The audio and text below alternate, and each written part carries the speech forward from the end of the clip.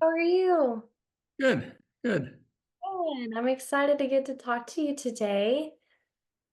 Yeah, Um, I'm glad that you're doing these reach outs to people and collecting information and experiences. yeah, so I'm just gonna start with a little introduction about myself, and I know you heard it in the meeting, but I'm just gonna reiterate for video purposes. Sure. Uh, I'm Katie Cunningham. I'm a doctoral student in occupational therapy at Arkansas State University, and I'm doing what's called a Capstone project. And all that means is a fancy name for a student-led project, and mine is about OT's role within accessible air travel. And so, what I'm trying to do through YouTube is get content experts, so you and many others, just telling me about their experiences with air travel in general. And so, with that being said, would you like to tell me a little bit about you and your experiences? Sure, sure. Uh, my wife had chronic progressive MS, and so that is a condition that gradually poses more difficulties all along. We did a lot of travel, and from the 80s and 90s and through the until uh, about 2016. And so with chronic progressive MS, you're always adjusting. And so we found that with air travel, uh, as things became more difficult, uh, also, we found that airplane lavatories were shrinking, becoming more difficult, and so the general experience was that as our needs progressed, uh, air travel at the same time was becoming more difficult. On top of the progressive needs, and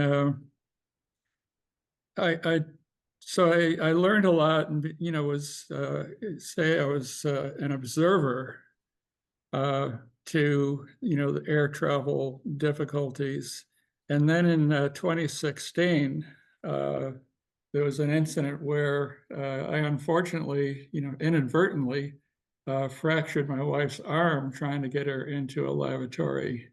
Yeah. It was because the not only was the lavatory very narrow, but it had a grab bar, which ironically cut down the interior space. Mm. The folding doors didn't fold flush against the wall, but the grab bar probably jutted out about a couple inches, Mm. and the door panel, the placement of the grab bar was such that the door panels hit the grab bar, didn't lay flush, and so it formed kind of a funnel as I was trying to hold my wife. She was quite small, but in sort of holding her and trying to walk her, guide her in backward.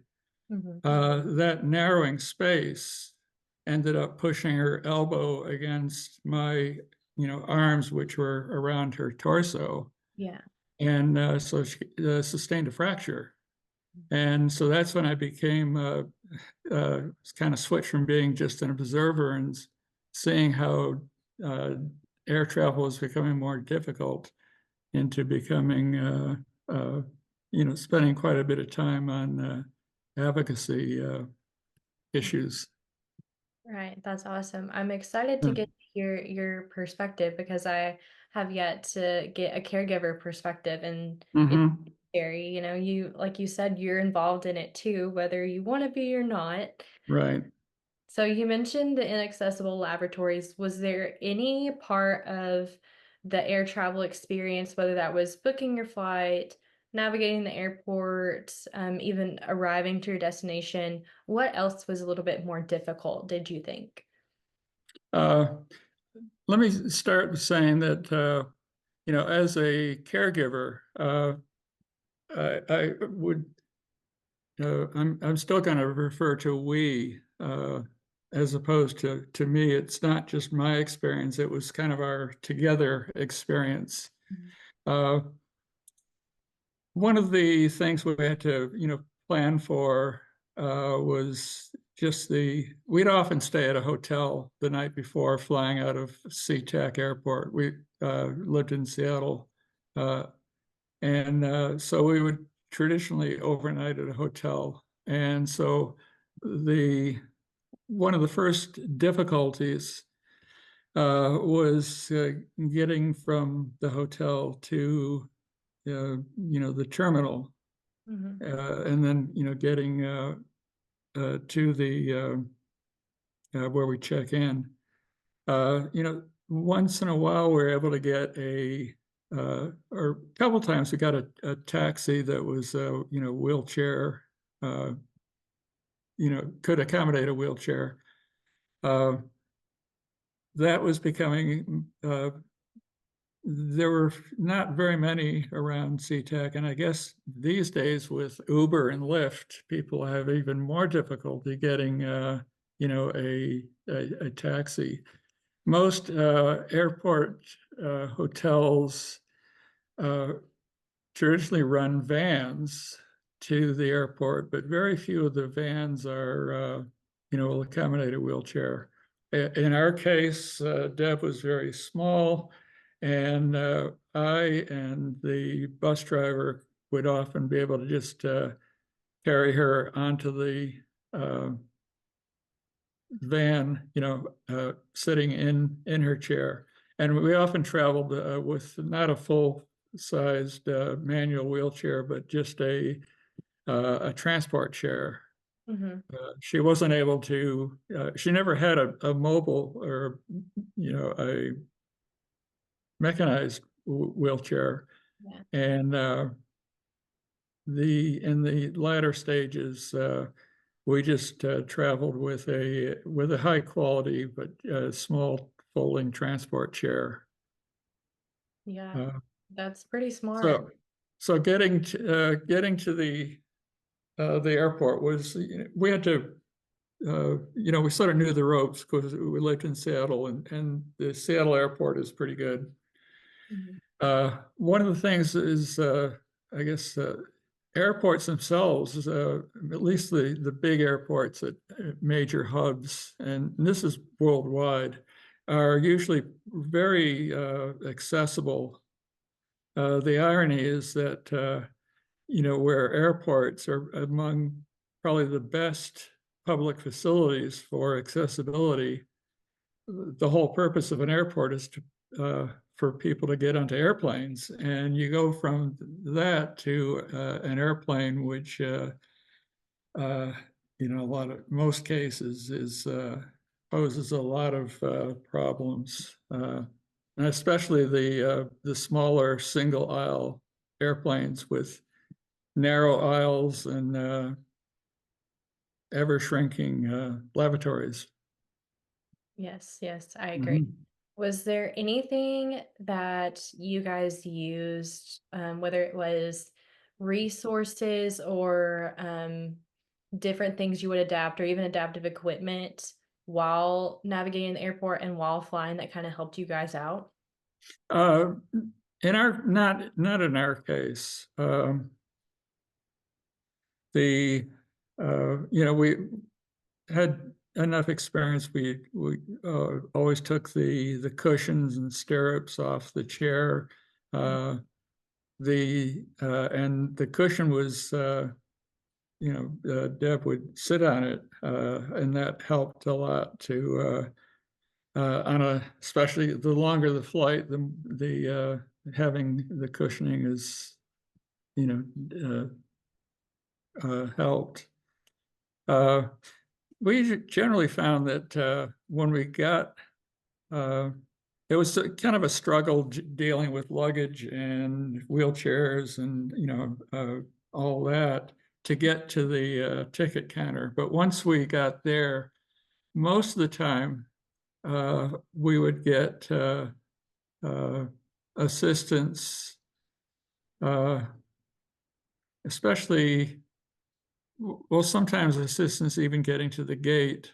Mhm. Uh, but if we had connections, we would usually get, assistance and a lot of help through the sort of the middle, uh, the transfer airport. Mhm.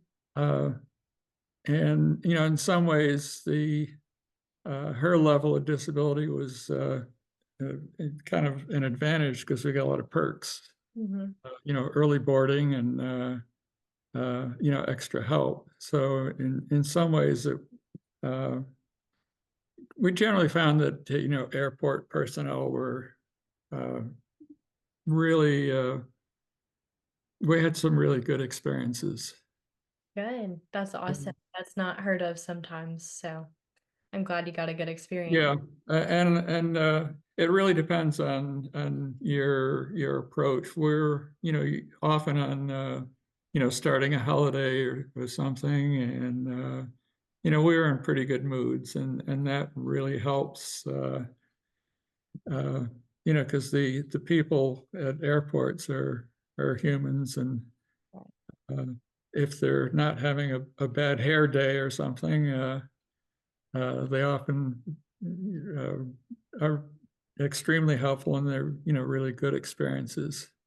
Good. Uh, Uh, the airport people and training if they know what they're doing, that always helps. right. The the thing about even people that are well trained, uh, the difficulty they have is that you can be well trained, but if the airplane is not has real problems, Mm. then they can't perform as well as they might. It's like a well trained carpenter can't do a good job if they have shoddy tools, Right.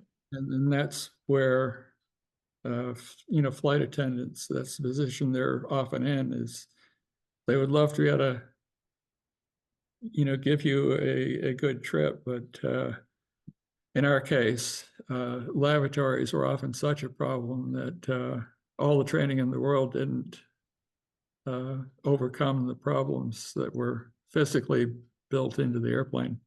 Right. Right. If your wife had experienced any types of discomfort during the flight, is there anything that you would do to help her? Maybe pillow positioning, anything like that? Well, there's, always trying to help her change position, and that it's as things progressed, getting uh, skin sores and uh, the as things progressed, bladder issues became more and more of a problem, and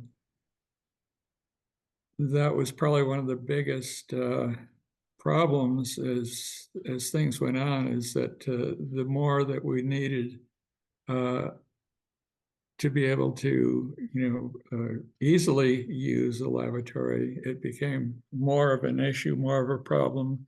It took the flight attendants longer to deal with really crappy onboard aisle chairs. And the few times that we had, uh, I recall a couple of trips on 767s to Hawaii. They had a very ideal setup that really worked nicely. Mhm. They had a lavatory at the rear of the plane, which fully opened up, and the door swung wide around and ended up being uh, uh, covering the aisle. So, gave us some privacy. And then there was a curtain that would close off the galley. And we would have uh, all the space at the rear exit and a wide open lavatory. And it was one of the best wide body, accessible lavatories we ever ran across. Hmm. Yeah, I haven't heard Uh, of those actually. was that? I haven't heard of those actually. That's Oh, it was on a few of the 767s, and most of the accessible lavatories on wide body airplanes, they ended up doing those sort of double lavs with a partition so you could open a partition inside. Those were pretty marginal. They didn't give you a lot of space. Uh, the uh, the entry was still very narrow, and the way it was laid out with two labs side by side, to have somebody to assist, the the assistant had to walk in first and stand in front of the second toilet. The Deb on the chair, the flight crew would push her into uh, through just a door that was just wide enough to get in. hmm. It couldn't enter the full lavatory because she would have to go in the first toilet, and to swing around, it meant the chair was still outside the lavatory, or halfway in. And but it occupied about three crew members plus myself or another caregiver. It was quite an operation. Yeah. And so both two lavatories were basically offline for 20 to 25 minutes, Hmm. which meant that all the other passengers were blocked from using a lavatory for, a long period of time. Hmm. Right. And and it was just a very awkward, time-consuming thing. It was nothing like the design they had on for briefly on some of the 767s, but they're no longer in production. Okay. And then, of course, single aisle aircraft, there's nothing has happened. I know. And I would like to, as well as talking about experiences, I would like to, I've spent off and on, about 10 years looking at this issue and following the different negotiations and workshops that in rulemaking, Hmm. and I've come up with some strategies that I think might work to get accessible lavatories on single airplanes. Basically, there has to be a section that has wider aisles, and so you're going to have a small section that has uh, five across, two and two X three, or two seats, three seats configuration, instead of the jamming six seats across with an 18-inch aisle. Hmm. And it could be done where it doesn't, and actually could be revenue neutral or even increase revenue. But if we do it right, we can inc set up things to encourage airlines to uh, make, uh, chase after having accessible aircraft. Hmm. And we can give airlines benefits to having accessible aircraft, like with, lower gate fees, and Hmm. allowing them to have better route selections, and all kinds of uh, competitive benefits. And I think that that may be the way to go. Yeah, that's awesome that you've really kind of thought through that. I mean, the airlines and airports in general lose billions of dollars in mishandled medical equipment like mobility devices, Mhm. but they also lose out on the people who are not traveling because they're afraid that their disability will not be fully accommodated. I think the Paralyzed Veterans of America did a study, and I want to say it's like 63% said that not having an accessible laboratory was fully enough Mhm. for them to not fly. I'm not gonna lie, I don't know if it's 63%, but I think it is. Yeah, there is a lot of um, well, more and more this year's rulemaking is going to try to tackle the compensation, passengers' rights and compensation, and if airlines are forced to uh, pay for the damages they cause. That's going to become a more of an economic driver in Yeah. doing something with the way that wheelchairs are handled. The argument that people have made about there's so many people that disability people or disabled people who choose not to fly because of especially if they've had one experience, then they know that boy, this really sucks. Uh, but it's not an argument that is in making the airlines do anything because as long as airplanes are flying at near 100% capacity, Yeah. the argument about uh, passenger loss doesn't carry any weight, Right. and in fact, airlines would say that they would rather cherry pick and pick passengers that are not problematic. Mhm. They're going to have a better revenue stream from people that just pay expensive tickets and don't cause any issues, as opposed to catering. And I think one of the uh, things that if an airline had the people that wanted to do the right thing and make their planes accessible, Mhm. they uh, if they spent the money and did that, then they would start to attract more people with needs. Right. And then an airline, a low budget airline that uh, didn't feel the same way would would benefit by not bothering to cater. Uh, we have to give airlines incentives uh, to do it, and I think that the FAA and the U.S. DOT, Mhm.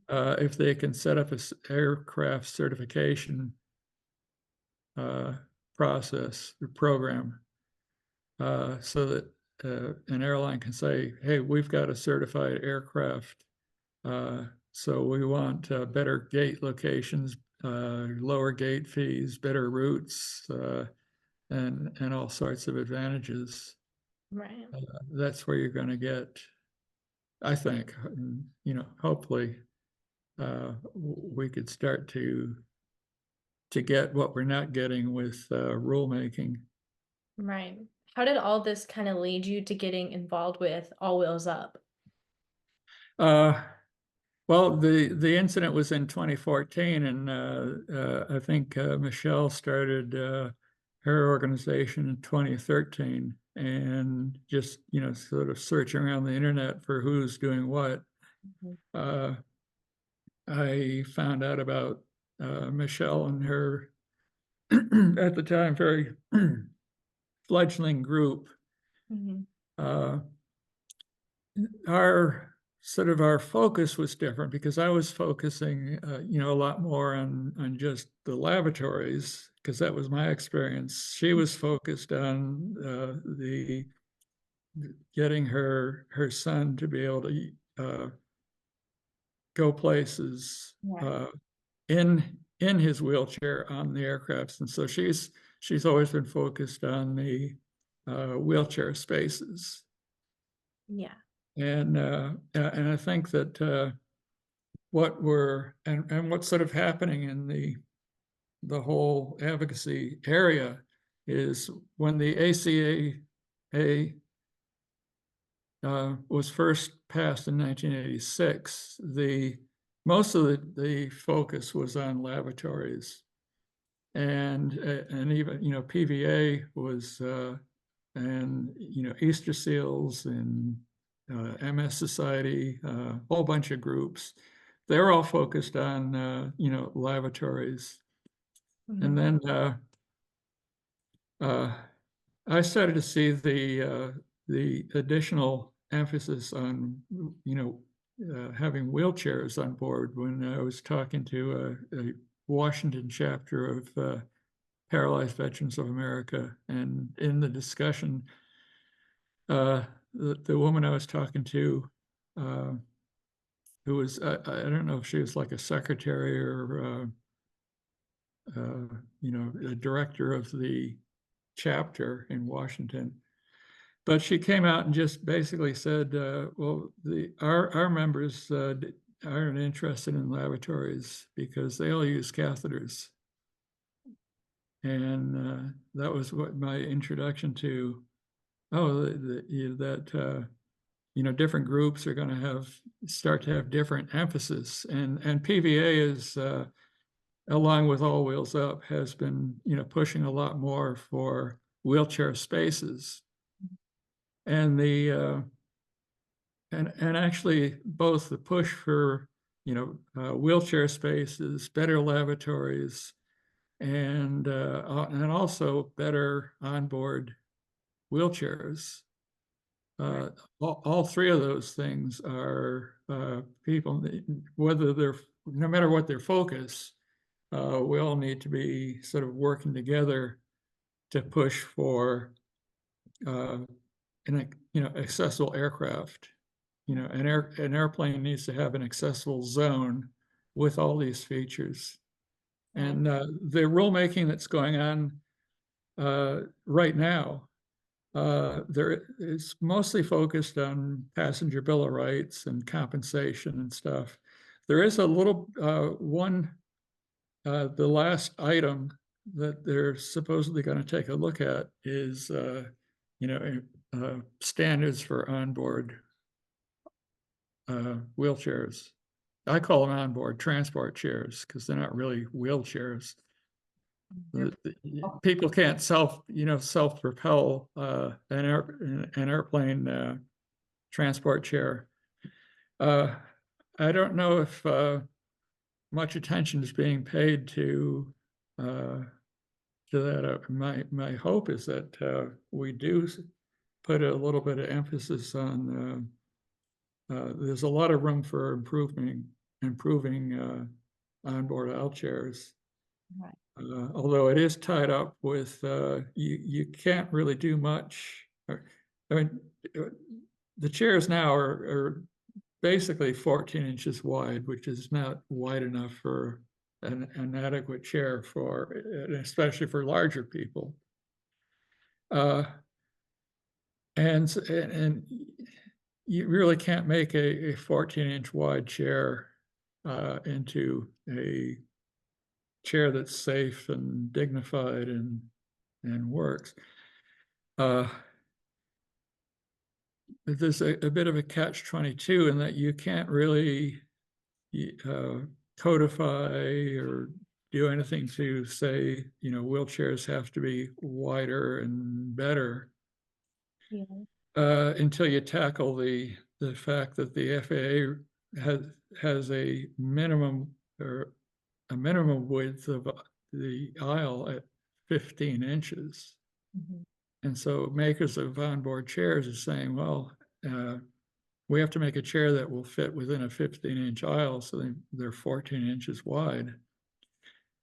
You really can't design a better onboard chair until you also have airplanes that are going to have wider aisles. And so there's a whole lot of things that are all wrapped together that have to happen. And I think that our strategy may be better at looking at ways to motivate uh, the aircraft industry to make accessible zones rather than trying to regulate, because to regulate, you've got to specify inches Mhm. uh, and, specific dimensions. And, if you notice if you read through the ACAA, the one thing it never does is specify, uh, actual inches and Yeah. dimensions, because anything it came up with, people would say, that's not possible. You can't do that.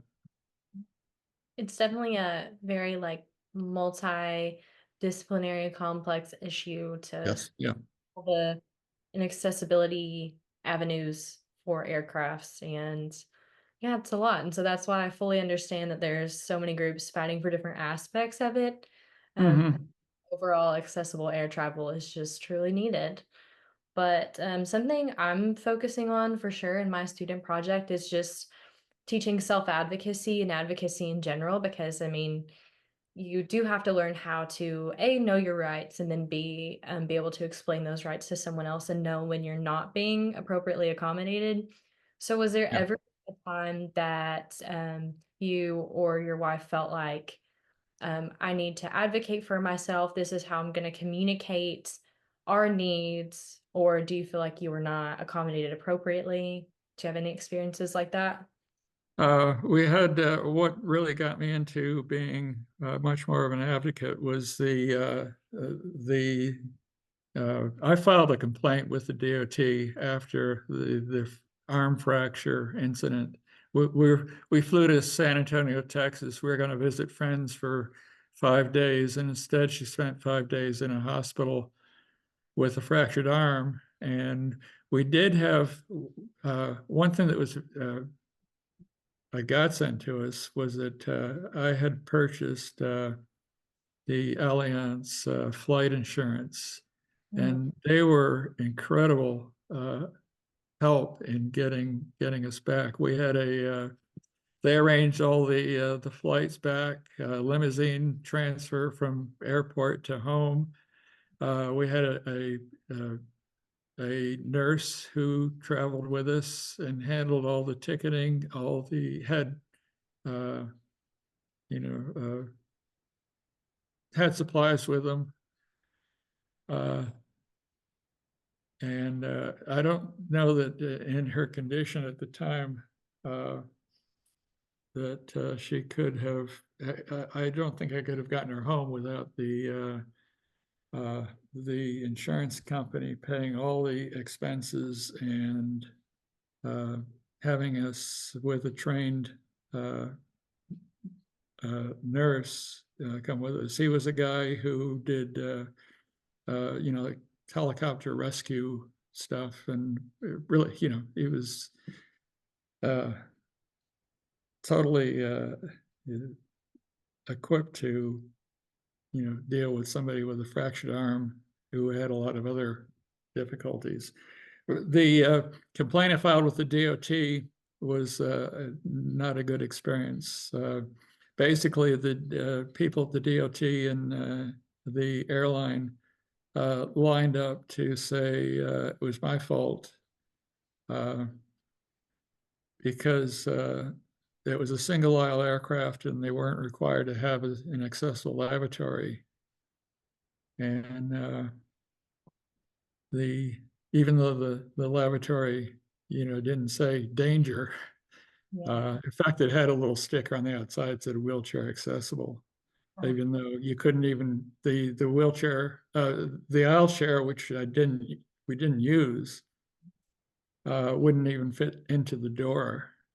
But we had deliberately chosen a seat that was across the aisle from the door of the lavatory. We were way at the back. And yeah. so with an 18-inch aisle, the seat was, 18 inches away from the door. And they said, well, we should have used the aisle chair. Well, all that would be, we would transfer off the seat to the aisle chair, from the aisle chair, pull it back so that she could be stood up and then lifted through the door the same way that it wouldn't have mattered whether I was trying to hoist her from her airplane seat or the aisle chair. And one of the things I did in, I think it was 2018, when I got both the PVA and the MS Society to make a plug for uh, removing the wheelchair symbols from laboratories that were not, uh, accessible. And that is now one of the rules in the ACAA. It says that they must remove any symbols if the lavatory is not accessible. Okay. And it's had some effect. Not all airlines have complied, and I don't think there's any real enforcement of it. But that rule is mine. Yeah, that's awesome that you had a little hand in making Yeah, that cool. yeah. My idea behind it was I saw it as kind of a truth in advertising. I didn't want the general public to be continually exposed to, going back, seeing a wheelchair symbol and thinking, oh, this is ADA, Yeah. certified. Mm. Uh, it was part of uh, sort of educate or not educating the public, but not deceiving the public into thinking that accessibility was built in when it really wasn't. Uh, So have you had any experience with occupational therapy in general? my wife had, she got assistance as things moved along, and early days it was like help for cooking, eating tools and things. Uh, I've had physical therapy, and I have a niece who's an occupational therapist, Awesome. but I haven't had occupational therapy needs for myself. Yeah. Did you, I'm sort of aware of it, and yeah, uh, did you ever happen to tell your wife's occupational therapist about uh like traveling or trips you were going on? Did they offer any advice for travel? mm, I don't think we actually asked them. As over a 30-year period, we Mhm. kind of learned by doing what we needed, and learned how to ask for stuff. And uh, we always had her wheelchair gate checked, so Mhm. she would ride in her chair to the gate down the jetway, and then I would pay attention to make sure that the wheelchair was actually stowed in one of the forward compartments. They carry it down. There's a little door at the end of the jetway where somebody can go down and carry it. Uh, and so it was, watching over things, double checking, making sure that we had all our stuff, plus the cushions, the stirrups, the chair was, and then, making sure that the crew were aware that the chair had to be brought up to the jetway. Mhm. Uh, that's always, well, uh, the non-ambulatory people are always last off the plane, Mhm. because as soon as the plane hits the brakes when they arrive at the gate and the plane comes to a dead stop, everybody's instantly up in the aisle and waiting 10 minutes until they open the front door and get people off. Right. Uh, even when we were at the back, when she had her arm fracture, uh, the one of the stewardesses got on the intercom and tried to ask people to remain in their seats until she was taken off, because we had EMTs that showed up when the plane reached San Antonio Airport. Mhm. Uh, but as soon as the plane stopped, everybody was in the aisle. So the EMTs couldn't get on the plane until everybody was off. That's horrible, but Every single flight Yeah, I've been on, it's the same thing. yeah, there's no way that anybody who can't walk off quickly themselves, they're going to be, you know, uh, well, they're first on and last off, which means that the need for a lavatory is uh, we're on the plane for an hour more than most people. Else, yeah. Yeah. So do you have any final like tips or advice for maybe people with disabilities who are traveling or even their caregivers or them as a team just to help make their trip a little bit more successful? Uh, Not really. That's Uh, You've given a lot of good insight. yeah, you do as much as you can to figure out how you're going to get at least to the curbside at the airport. Hmm. Uh, you sometimes you can get somebody right at the curb to, you know, help you get in and juggle luggage and wheelchairs and stuff. Uh, but you can, you know, as long as you can get to the counter, the main thing you do is say you need assistance and ask for it, and you're going to be there at the counter until somebody shows up to assist. Right. Uh, Going through the TSA screening is usually kind of helpful if you're in a wheelchair because you don't have to wait in the line. Hmm. Uh, you might have to, you know, wave your hand around a bit and draw attention to the fact that you're someone's in a wheelchair, and they're going to be pulled aside and screened separately. And if you're courteous to the TSA screeners, it works to your advantage Hmm. to get through. And that's true all along. When you arrive at the gate, same thing as you make yourself known that you're going to need early boarding and you'll need assistance. Tell them you're going to. It's important to say that you want to you going to be in your chair and have it gate checked. Hmm. Yeah. That's the term, Right. and they'll mark the chair so that when you somebody will the wheelchair down to the end of the jetway, and you'll have some airport assistants that will take over and get you on board. And the chair should be, you know, make sure that your chair is tagged and that it's clear as to uh, well, actually, you have to make it clear that you want, if you're going to be uh, a multi-city flight, or, if it's not a through flight, that uh, you want to make sure that your chair is going to be brought up. Uh, well, actually, not necessarily. If you don't have need for it, you can always call for assistance and a wheelchair at uh, the interim airport. Hmm. Maybe better to do that. Yeah. Uh,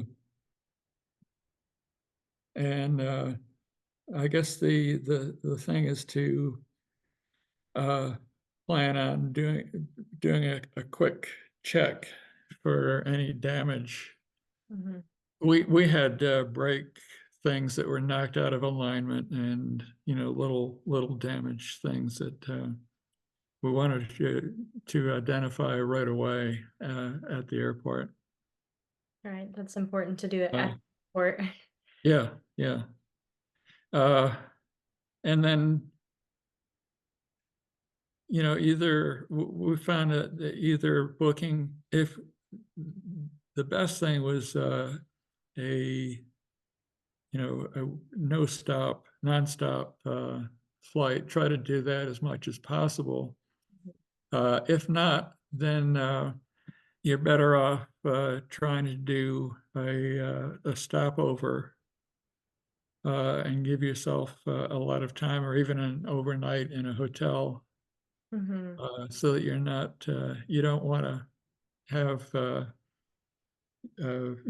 45-minute uh, layovers, because that's not enough time for, being last off and required to be first on and all the stuff that you need long 2 hour, 3 hour layovers if you're going to try to do a multi-flight in one day. Yeah, exactly. Well, is there anything else you'd like to add to kind of conclude our interview? Uh, no, I think we've covered quite a bit. The three things that need work are wheelchair spaces, lavatories, and improved onboard chairs. And those are all tied in with uh, that there's going to have to be a portion of an airplane that has an aisle that's much wider than 18 inches. I don't know what the ideal would be. It's more like, 24 to Hmm. 26 inches would probably be a good goal. Hmm. Uh, because seating, allowing a person with a motorized chair, those can range up to 30 inches. Right. And so you're not going to get an onboard chair unless you have that space. And the wide space should be towards the front, because people, you don't need to make the entire airplane to have a wide aisle. And since almost all airports in the US are, through jetways, people are loading up front. So Hmm. it's the forward section of an airplane that needs to have the wide section. Right. Right. You had a lot of good ideas, and I just want to thank you so much for your time, for telling me about all of you and your wife's stories, but also just giving me your knowledge as well. It's very helpful. Mhm. Yeah. Yeah. Glad you do it. Yeah. And, our experiences, they're, we had, quite a lot of them, but it's no different than anybody who's done any flying and also has any kind of disability. Mhm. They all have, everyone has stories to tell, Right. uh, Yeah. and I'm trying to the do it. goal is to Voice. Yeah. for us to all to have less apocryphal stories to tell about travel when we have difficulties. Right. But Well, yeah, I'm real glad that you're doing this. I think it's pretty neat that you're combining uh, your training in occupational therapy, and probably one of the few people who are recognizing that there's a great need for OT experts in this area of figuring out how to make airplanes accessible, because the two trades go together. yeah, a lot of people don't think that they do, but they most Oh certainly. yeah, Yeah. Well, thank you so much again, Malcolm. sure. Have a good one. Okay, well, we'll maybe talk later. Bye Yeah. bye. Bye.